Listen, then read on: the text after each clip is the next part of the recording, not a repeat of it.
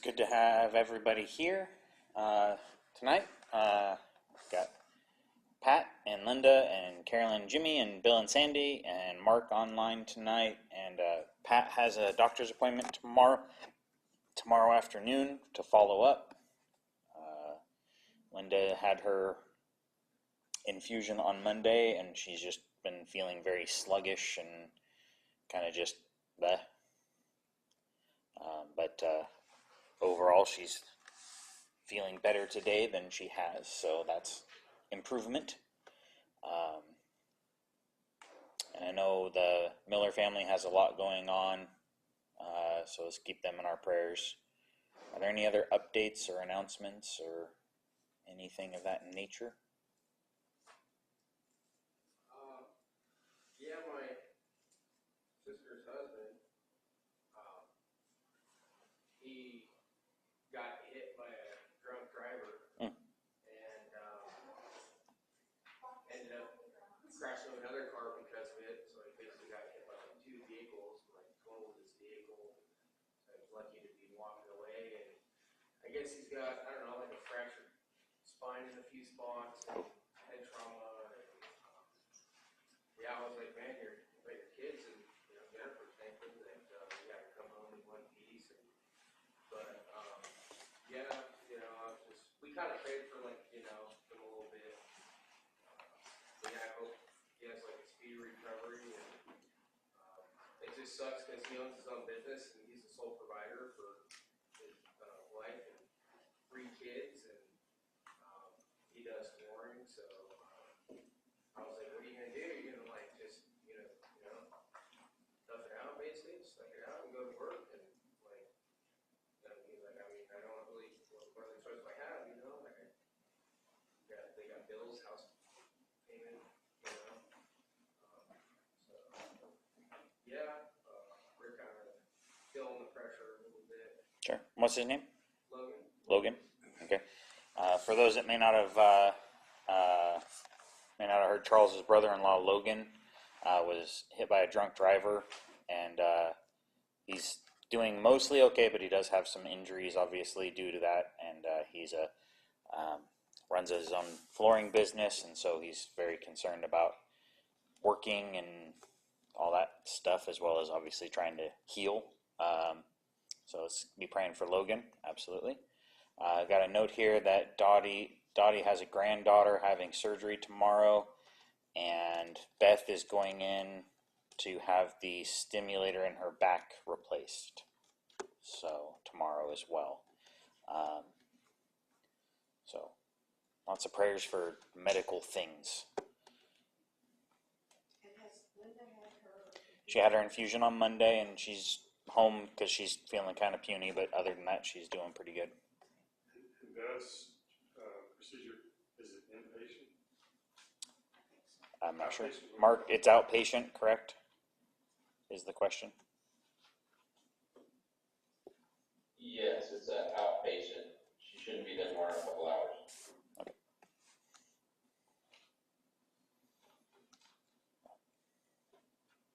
All right. Well, who's going to do a song for us? David. All right.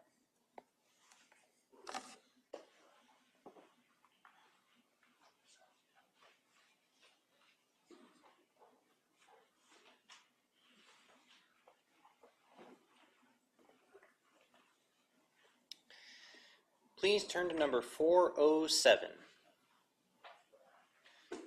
Number 407. He leadeth me. Number 407.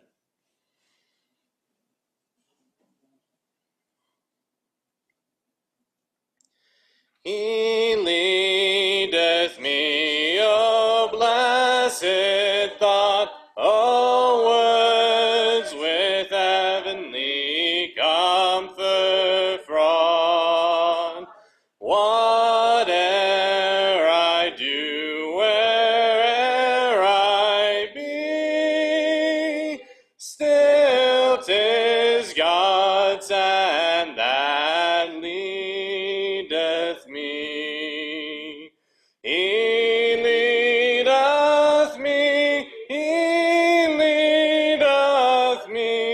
By his own hand he leadeth me.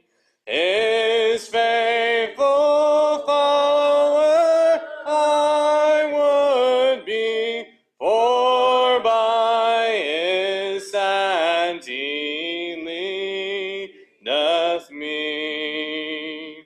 Sometimes mid scenes of deepest gloom, sometimes where Eden's bowers bloom, by waters still or troubled sea, still 'tis his hand that leadeth me.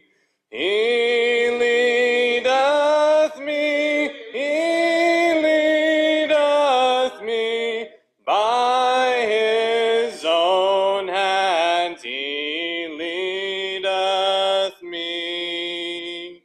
His faithful follower I would be, for by his hand he leadeth me.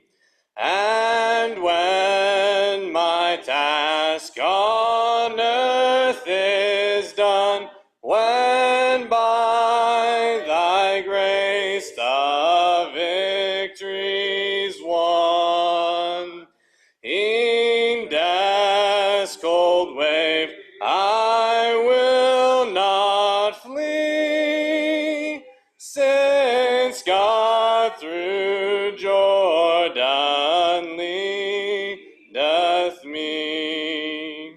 He leadeth me, he leadeth me, by his own hand he leadeth me. His faithful follower I would be, for by his hand he leadeth me.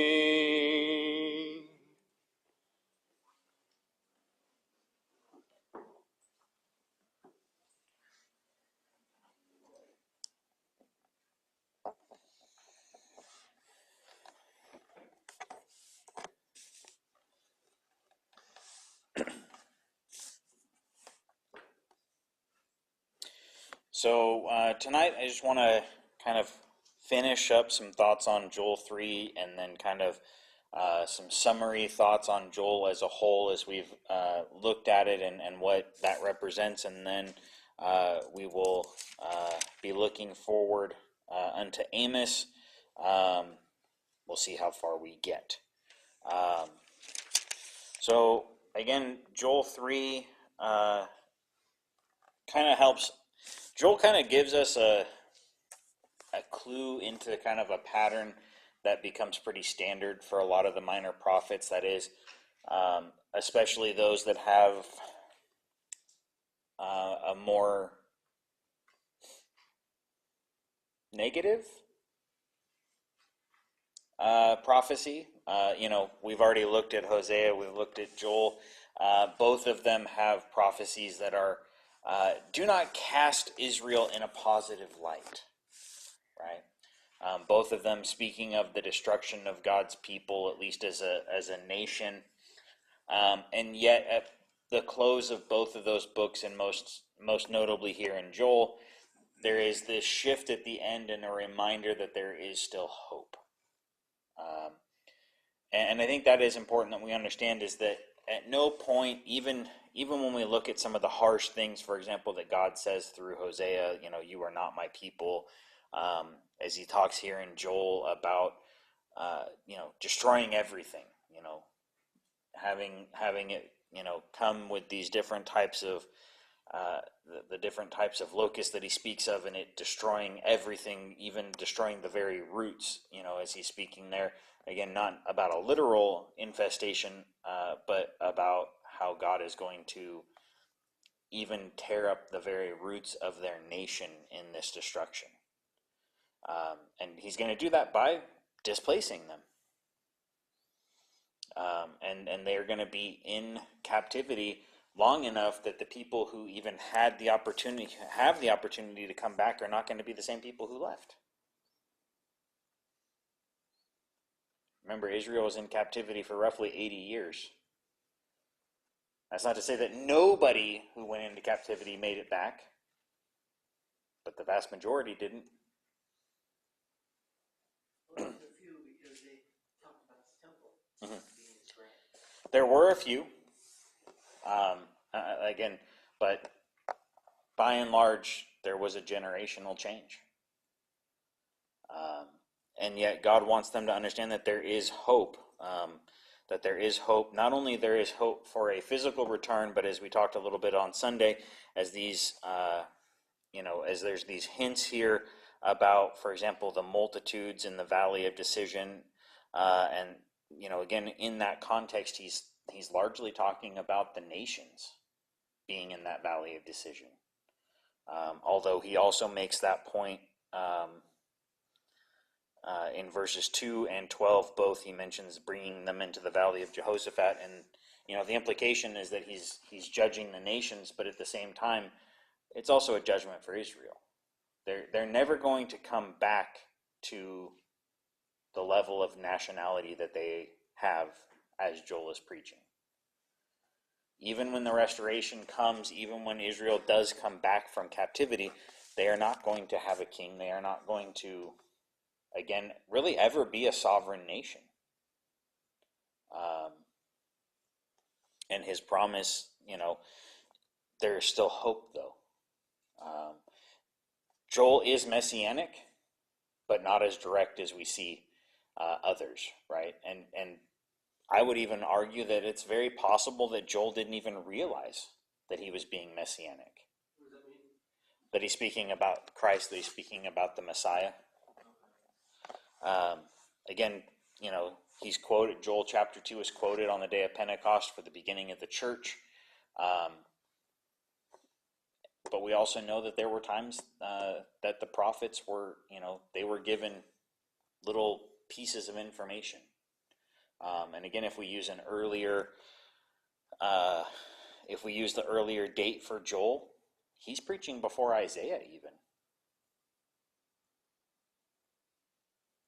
And so again, Joel becomes one of the prophets that would have had some of the least information about the Messiah.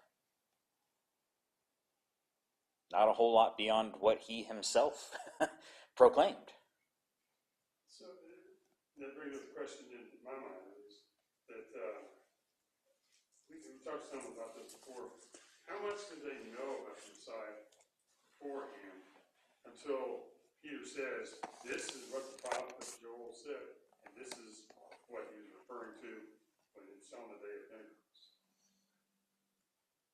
Largely, they had the same information that we do when we read our Old Testament. But they have the concept of the Messiah. Mm-hmm.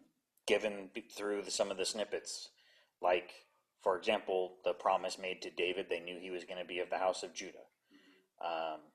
Some of those prophecies in regards, Isaiah, and also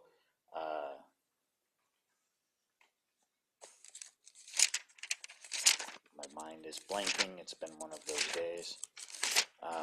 Zechariah, both of them heavily messianic in their messages, as far as, some explicit things. Like, But they largely thought of it in physical terms. That the Messiah was going to sort of create a physical kingdom. that was the first century conception of Messiah, yes. But that's honestly not hindsight's 20/20, but that's not the picture God ever really portrays in the Old Testament. Right, I understand that, yeah. But that's what the majority That's what of the majority of the Israelite leadership, at the very least, that was the commonly accepted, I should say. But as far as how much information they had what we have. even other prophets that might have worked and preached. I believe that God gave us the information preserved in the text that we need. So if there were other prophets out there that we don't have a record of their message, it's because it was basically repeated by somebody else that we do have a record of. And we do know, by the way, God repeats himself because, again, if you've got one prophet working, he's not going to reach really a whole lot of people.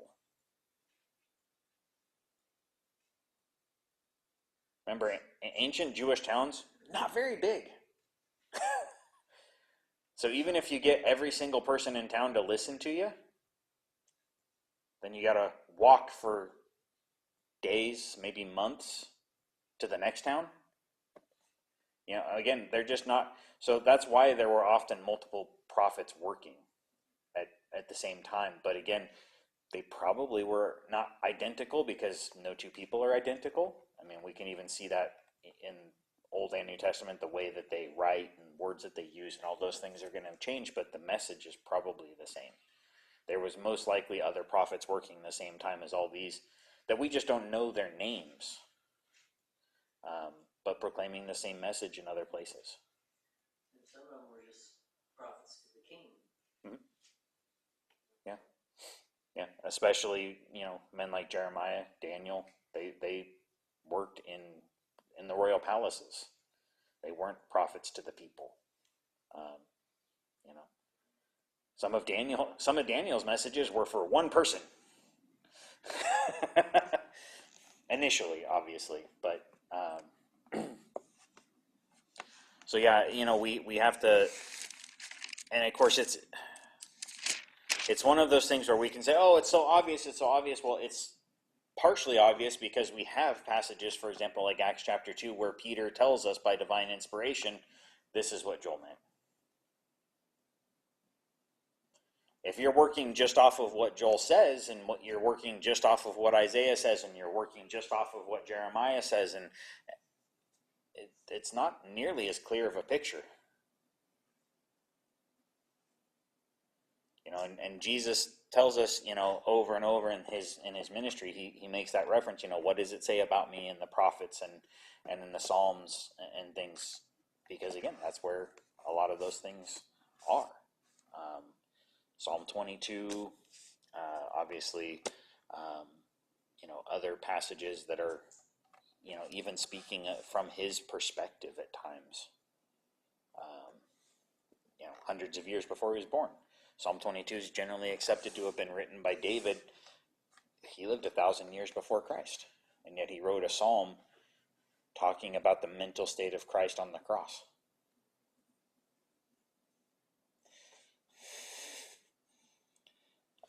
Later even quoted by Christ while on the cross. So, again, that's why we're told in Scripture that there were times that the prophets didn't even always understand what they were prophesying, because they didn't even have all of Malachi's of all of the Old Testament prophets. He had the best shot because at least everybody else preached before him. Everybody else was working on the smaller pieces of information. And again, not a single one of the prophets, not a single, very few of the Psalms are entirely about the Messiah. And even a lot of those prophecies, again, that prophecy given to David in 2 Samuel applied both to Solomon and to Christ. Because there was the promise. He promised your son, and he's meaning very literally, your son Solomon is going to sit on your throne. But we also know that Jesus never sat on a throne, not that type of throne, right? So, again, a lot of times these prophecies were being made, and,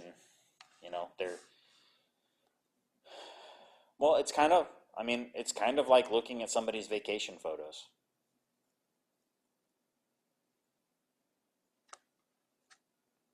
It's a picture, it's a snapshot, it's a moment, but It's not the same as having been there. It's not the same as them telling you about, oh yeah, this is a photo from when we were doing this, and and 10 seconds later a seagull came down and took the pita right out of my hands, right?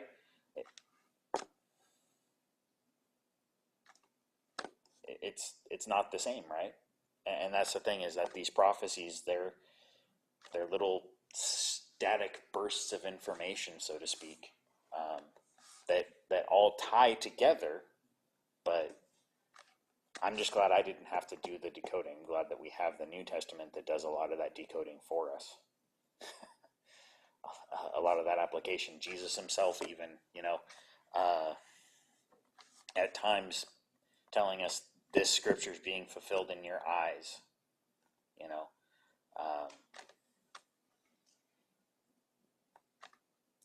It's an interesting thing.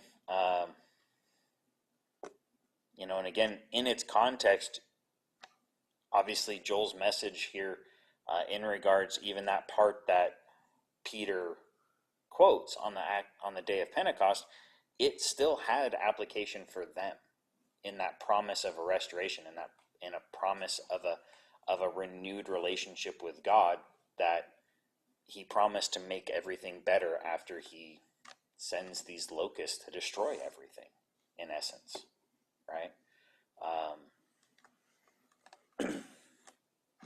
And it's just having an understanding that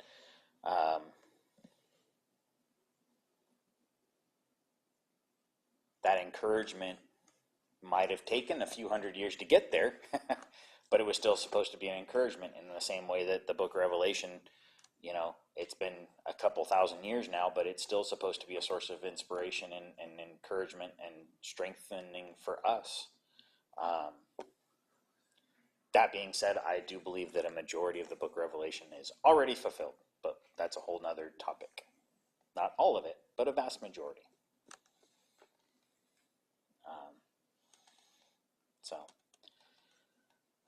So yeah, I mean, that's kind of the whole problem of all of this, and again, I honestly believe that that's why when you see Jesus interacting with people, whether it's the Samaritan woman at the well, when people are genuinely seeking and they just have bad information, he has an entirely different conversation than he does, for example, with the Pharisees or the scribes or the lawyers, right?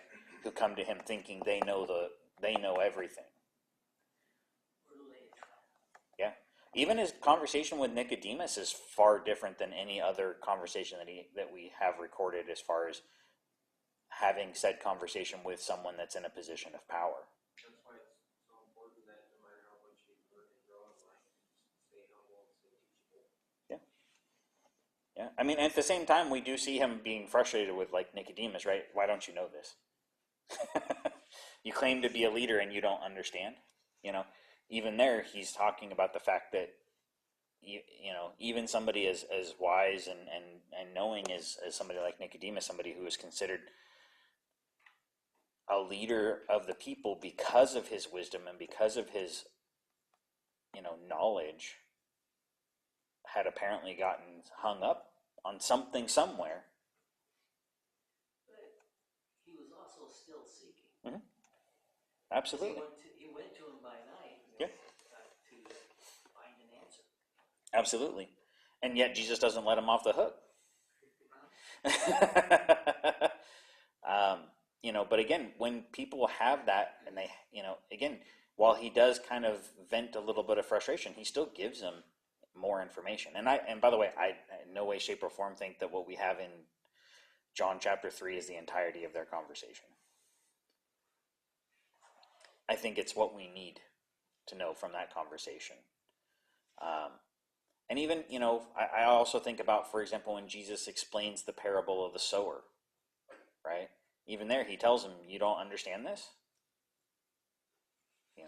The implication is Jesus felt that the apostles should have. If anybody was going to get it, those 12 men should have got it without an explanation, was Jesus' inference. But he still goes on and explains it. He still goes on and teaches. He still goes on and helps. And so, it's one of those things where we can learn from that obviously as well, but it would take a very special mind to, without the divine help that we have because of men like John, Jesus himself, it would have taken a very special person. In fact, it took some very special people to recognize things that were going on, right? Because some people did kind of figure it out on their own, didn't they? The wise men.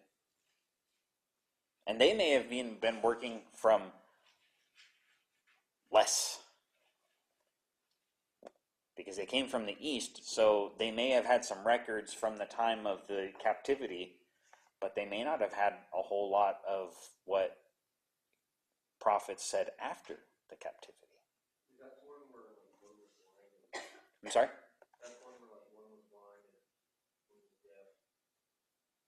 deaf. No, those were just the wise men who brought gifts to Jesus after he was born. Yeah, and again, they saw these happenings. They knew, and at the same time, they didn't know exactly everything. They went to Herod because they're like, how do we get there? And we're looking for this person, and this and that, and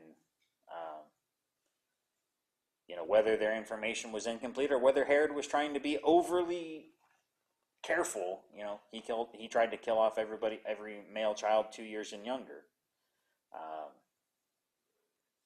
I tend to go with the idea that he was trying to be extra careful, but it would take a very special person to just read the Old Testament and go, it's that guy, all on their own. But thankfully we had, again, God sent his forerunner. He sent people to help with the interpretation and application of some of these otherwise kind of ambiguous things. And again, it's easy to go back now and go, oh yeah, I see how these lines connect up, but it's a whole different thing when you don't have a focal point and you just have all these strings.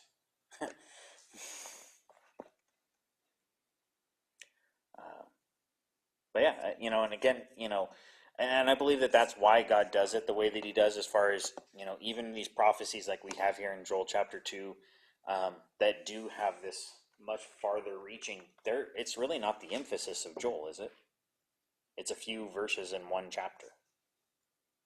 The rest of the book of Joel was for the people of Joel's day. Even when you look at Isaiah and how much he has to say about the Messiah, about the Christ, it's not very much.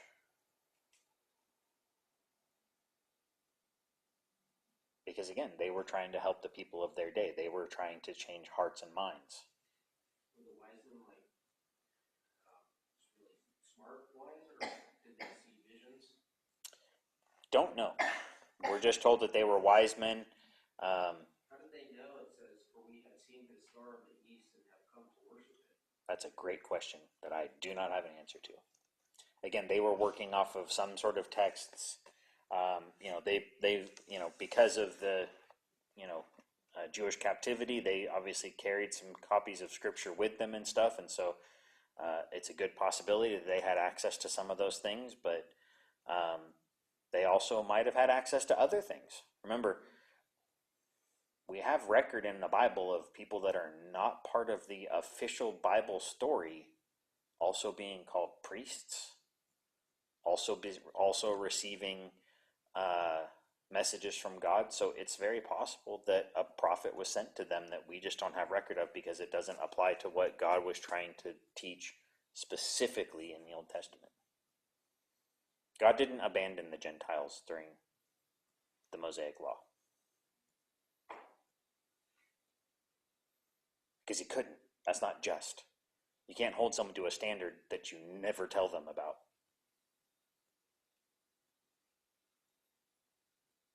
Plus, why send Jonah if they shouldn't have known better in the first place?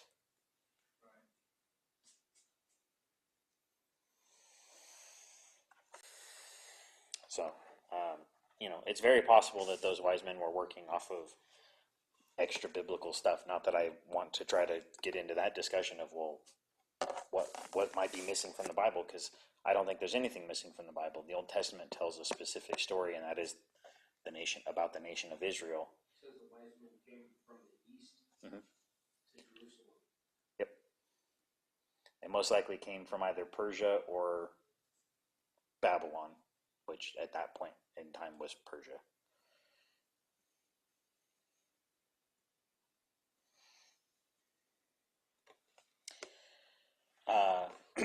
So again,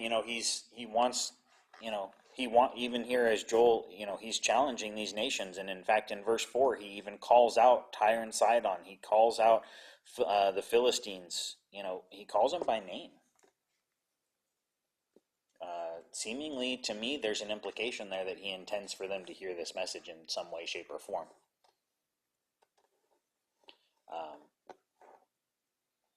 Maybe not from Joel himself, but again, he wants them to pay a recompense, and he wants them to potentially have a chance to meet him in the valley of decision, as I mentioned. And so they're going to have some information, and they're going to have some knowledge of who God is beyond the regional God of the Israelites. Shortly after the wise men, it says in Matthew 3:11, it says, "He will baptize you with the Holy Spirit and fire." Fire. It means that's a reference to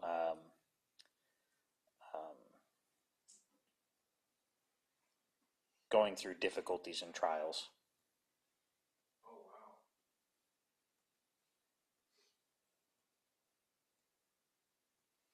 Do you think he does that to our lives today? Mm-hmm. Not in the same extent, but yeah. We face challenges to make us better, to push us. You don't gain patience by life always going exactly the way you think it should.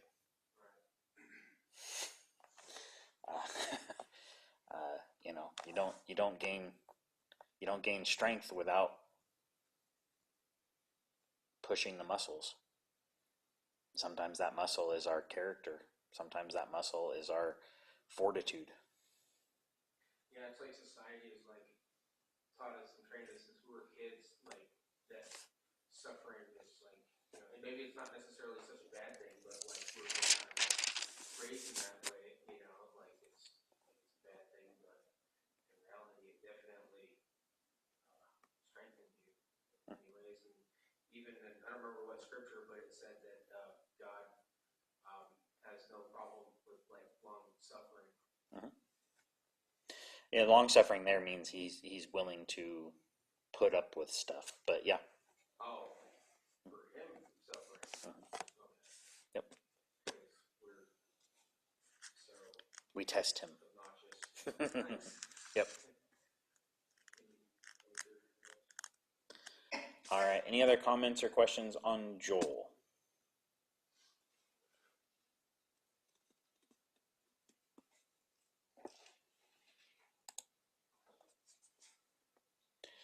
All right. Well, let's take a look at Amos, or let's begin to introduce Amos.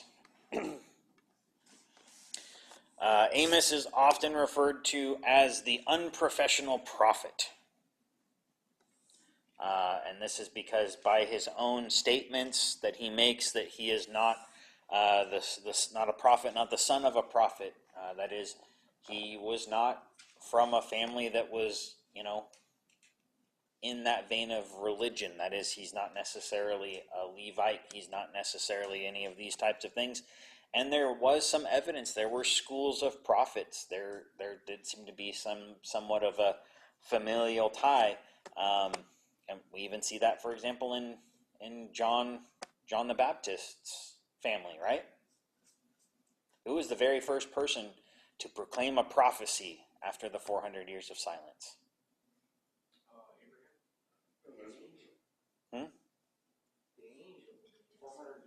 We had Elizabeth and then Zechariah, John's father.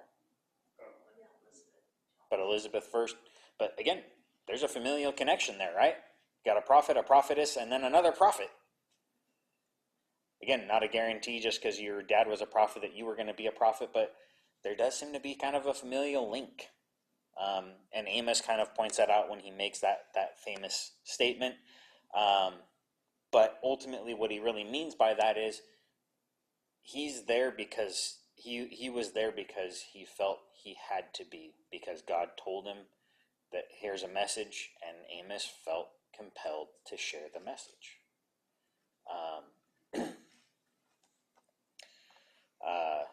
Doesn't matter what's going on, doesn't matter who opposed him, he was going to proclaim the message because God gave it to him. And so in that way, you could say that Amos is the most professional prophet. But again, prior to this, we're even told that he was among the sheep herders of Tekoa. He was a shepherd. And then one day God says, "Hey, Amos, I got a message for you." Gives him visions, gives him prophecies. And Amos answered the call. Yeah.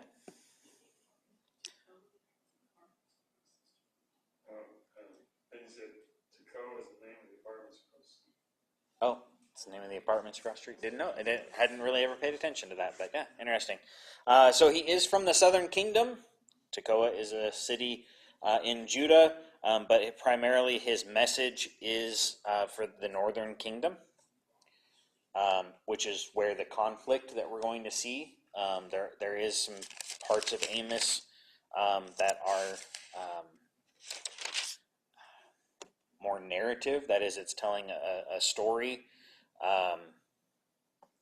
As Amos is accused of being a prophet for hire, essentially that he was preaching a message that he was paid to preach, as opposed to being a prophet because he felt compelled by God, for example. Although, funnily enough, he's accused of that by a false priest. So, but again, there are some more within the book of Amos. There is a little bit more, I guess, some background, some narrative that happens still surrounding Amos and his message. This is especially in chapter 7, for example, as well as some other places throughout the book. But again, we're also told that in addition to tending sheep, he makes reference to also keeping a sycamore tree on his property. And this is not the sycamores that we have in the United States. This was probably a sycamore fig tree. And the tending of that is difficult. They have to be manually pollinated.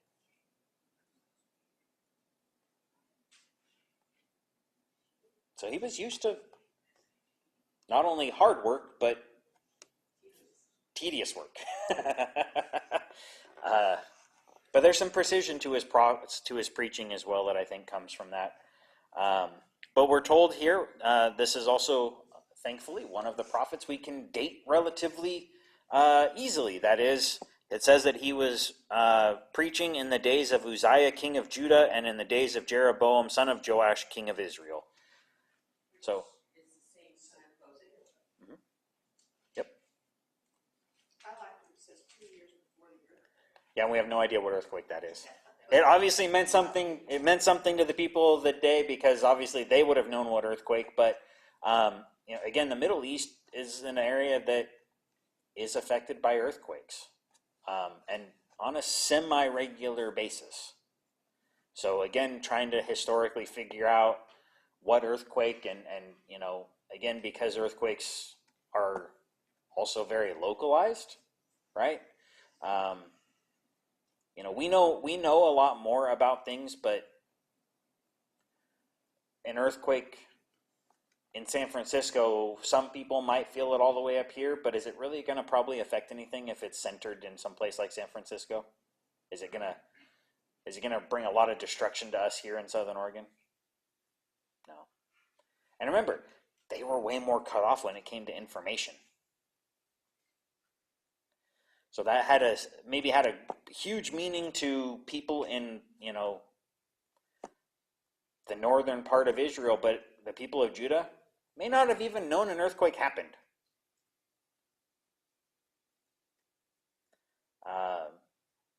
Because again, they didn't have 24-hour news, and they didn't have Twitter and what have you, right? And even if they did find out about the earthquake, it was probably going to be months, if not years later.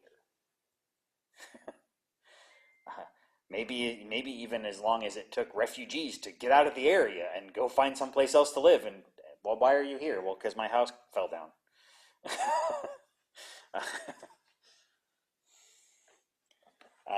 So with that in mind, again, this Jeroboam, son of Joash, this is who is often referred to from a commentary standpoint, is sometimes stylized as Jeroboam II, because there were two kings of the northern kingdom named Jeroboam.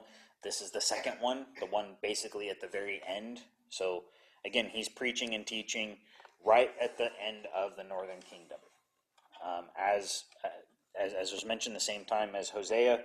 And again, the historical background of that is that the Assyrians are rising to power, looking to become what's often thought to be maybe the very first, world power, wider spanning, mega nation, or whatever you want to call it. Other nations maybe have been bigger, but they didn't necessarily conquer other nations and then maintain a lot of control over other nations the way that the Assyrians did. And then, of course, they're outdone by the Babylonians, who are outdone by the Persians, who are outdone, so on and so forth. But again, it's kind of, this is the beginning of that.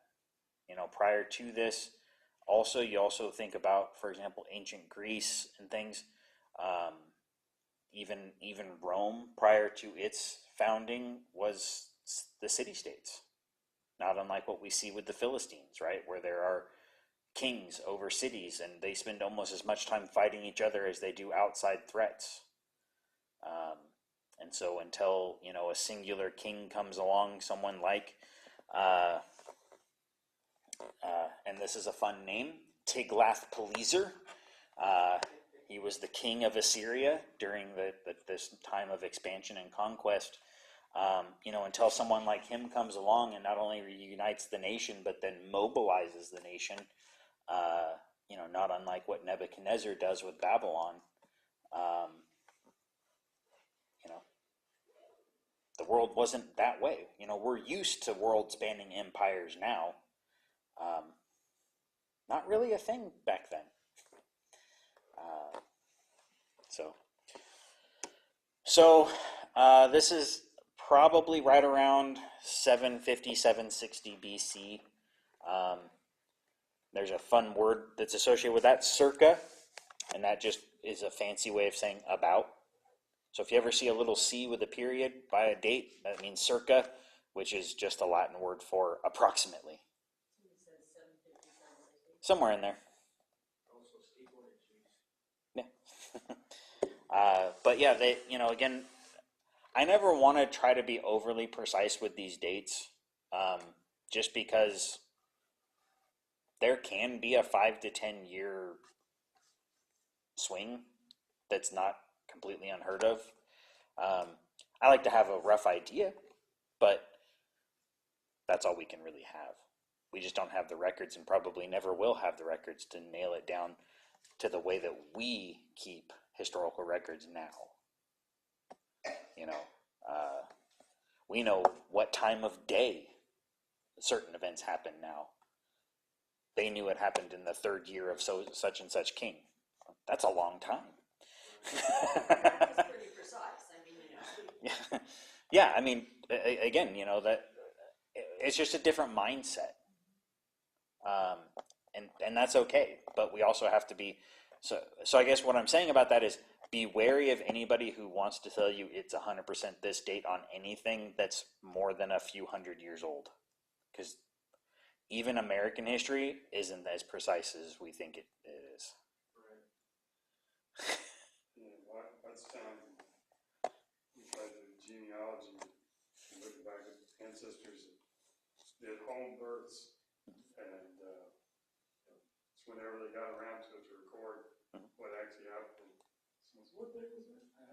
well, our own daughter-in-law was born on a certain day, and she was born at home in China, and they entrusted a neighbor to go register the birth. It's not even the right year or month, but that's what it says legally, so she has to keep using that, even though it's not. Sure. Yeah. And it's kind of like, well, even Social Security numbers, they weren't always issued at birth.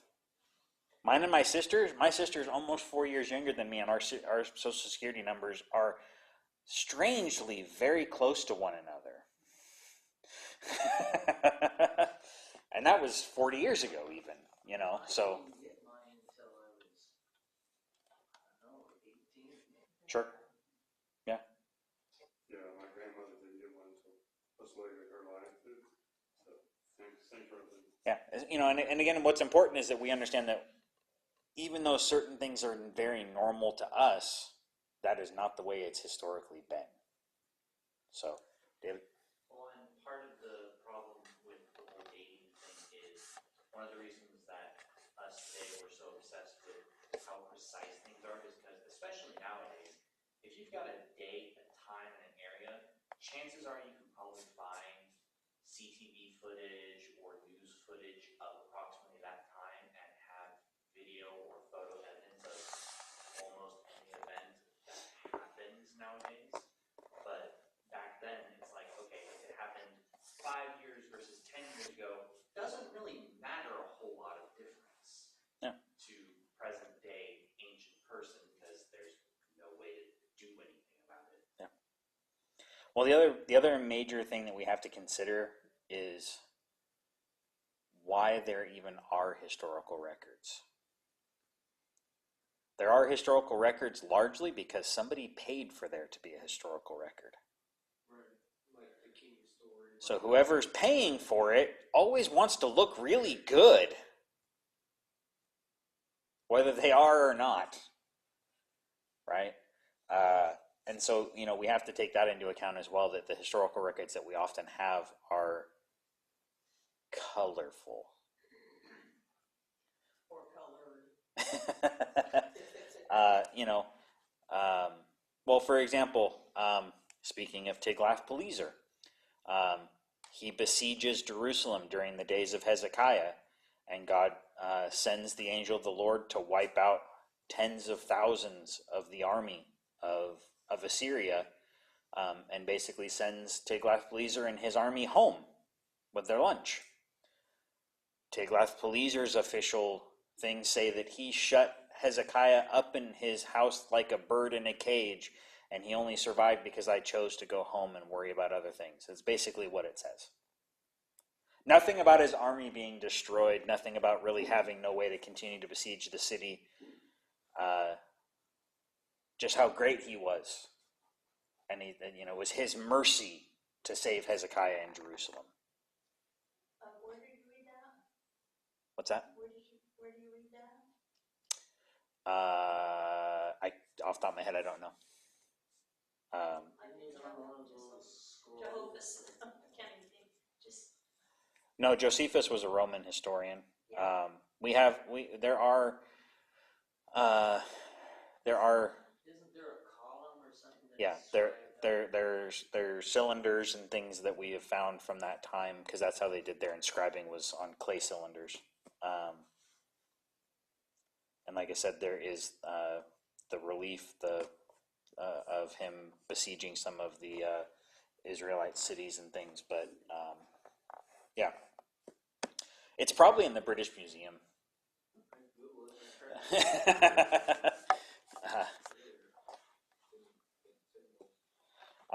Bill asks if there are any notable earthquakes mentioned in other historical texts. We don't really have a lot of historical texts from the time, to be perfectly honest. And again, as I mentioned, what was a notable event in the northern parts of Israel wouldn't have even affected the southern part. So it'd be hard to say. Because again, obviously those people who are directly affected by something like an earthquake it's much more memorable than if you just heard about something 17th hand because it was over there. Well, then again, most of the records aren't about us, nobody sits about kings. Yeah, most of the records were kept about the kings and the goings, not about how some peasants lost their house because the king didn't care. And again, that's part of the problem with the older historical records, and that's why I would even urge caution in regards to even texts like Fox's Book of Martyrs and things of that nature. It may be accurate. It might all be entirely made up. Might be somewhere in between. We don't know.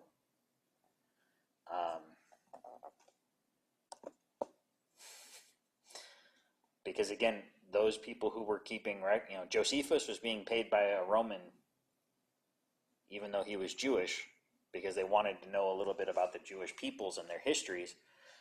But I promise you that if he got a little too colorful in his description of how the Romans oppressed the Israelites, he wouldn't have had a job and may not have had a life anymore. So even if that was the truth, which kind of was, it wasn't going to be there. Because whoever's paying for it gets final editorial. That's what it comes down to. So always be careful with anything that's dealing with, again, anything even that's just a few hundred years old, because records weren't kept that way. That being said, I did see a quote, I don't even remember who it was from, but it was from a historian who said, the most exciting people in the world to a historian are the most boring people in the world to the rest of us. What it is it's the little ladies that sat there and every single day said, oh, today was March 17th, 1776, and Bill walked down the street this way, and 3 hours later he walked back up the. Those are the people who actually write history.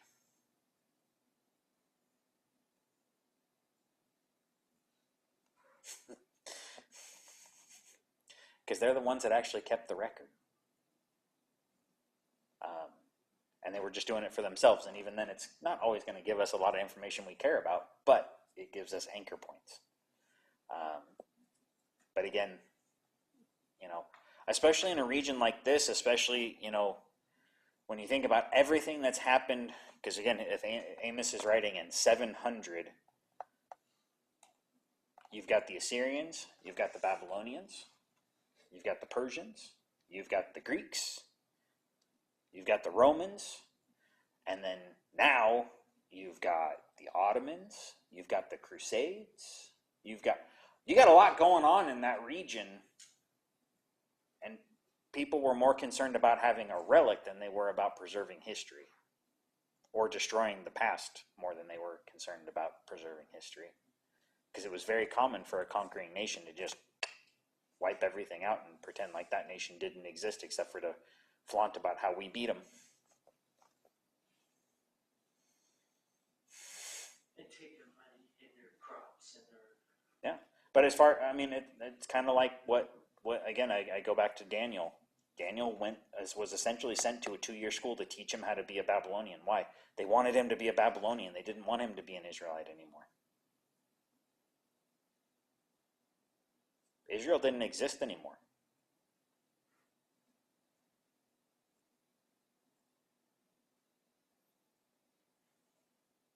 That was the common place of conquering. Not everybody did it, and Babylon kind of set the precedent for what we see later with the Greeks and the Romans, where they still impose their will, they still impose their language, their customs and things, but they also kind of let people keep some of their own stuff. But that was not the way it has been done for a long time. I mean, just look at a nation even like Great Britain, right, that was getting attacked by the Nordic peoples, and then it was getting attacked by the Romans, and then it was getting attacked by the French, and it's a mess. I mean, look at the United States. Look at Canada, right? You've got Montreal. You've got the Creole South. You've got, I mean, we have entire portions of our country that have not only state names but city names and all kinds of things in other languages. Why? Because there's huge influence there, right? You know. We have a Russian community up in, Wilsonville, somewhere around Woodburn. Woodburn, yeah, that's it. Yeah. Well, near Austin, Texas, there's Pflugerville, Texas, which is a extremely German area. There's there's all those little pockets, right, in different places, and again, it's commonplace now for people to maintain a heritage, even though they may have moved somewhere. But even in my own family's history, my last name has only been Sander for 4 generations. Because my great-grandfather, when he immigrated, he wanted to be an American, so he left behind his Swedish name. Which was? Johnston. Johnson. So good luck chasing, speaking of ancestry, yeah, good luck finding the one Swede named Johnston.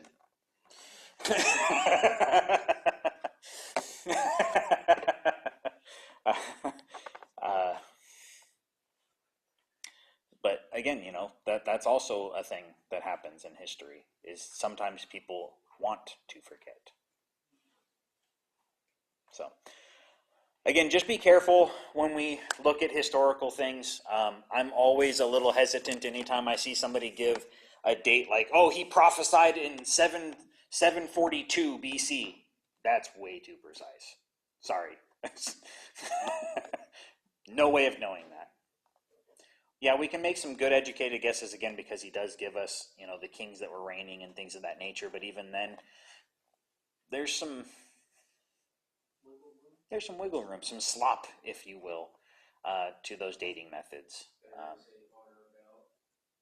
Yeah, that's what, like I said, the official term is circa, but we just don't have any way of being that precise. And again, I would be hesitant about any commentator, historian who tries to be that precise with stuff, because circa 760 is the official way of saying that. But yeah.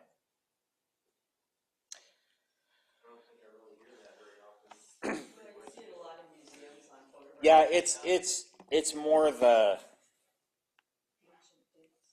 it's the ancient dates, but it's also kind of more in the scholarly way. It's not an everyday word. Right. I think I've seen more of like an archival stuff. Mm-hmm. Yeah. You'll see. I bet if people start looking for it, you'll find it more than you think. Oh yeah. Especially on photographs. Oh yeah. Yep. Yeah. Even black and white photos from the 1700s. It's gonna say circa blah blah blah, because we can guess that this is about that time frame, but we may not know the exact date unless the guy took the time to inscribe it on the back of the negative or something. But even some strange places like, restaurants, or places where you'll find old Ashland photographs or somewhere that sees the city and it'll have a C on it. Mm-hmm. You see it a lot. Yep. Occasionally, the other word that you just used, about, you will see AVT, meaning about. Mm-hmm. Yep. Yeah. So by all means, I'm not trying to scare you off from commentators. I'm not trying to scare you off from historians. Just make sure we're taking everything with a grain of salt, because we just don't know. And there's a certain point where we don't have to know. This is our book right here. Well, I mean, yeah, we don't have to know all the ins and outs. We might want to, but it's not really all that important. I mean, I sometimes I think about all the stuff I know. How is that going to help me in 1,000 years? Yeah.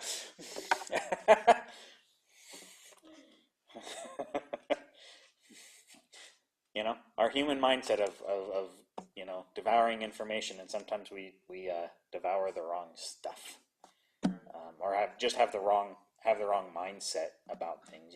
Things may not be that important in a couple hundred years, even. So, all right. Can I get a volunteer for closing prayer? Mr. Thomas, thank you.